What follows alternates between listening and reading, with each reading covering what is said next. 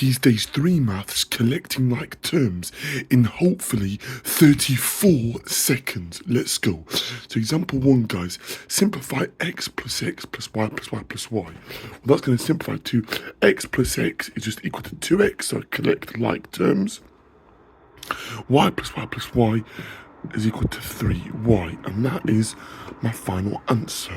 Okay, this next one is a bit more trickier. I've got to expand the brackets and then collect like terms. 3 times 2x is going to be 6x. 3 times negative 5 is going to be negative 15. Plus 7 lots of 3x is going to be 21x, and 7 lots of 6 is going to be 42. Collecting all my x terms together, okay, 6x plus 21x is going to be 27x, and minus 15 plus 42, well, that would be plus 27, okay? So I can just factorize that if I want to. 27 lots of x plus 1, and that would be my final answer. That would also suffice as well, okay? And that's how to simplify collect like terms in roughly 34 seconds. Thank you so much for watching.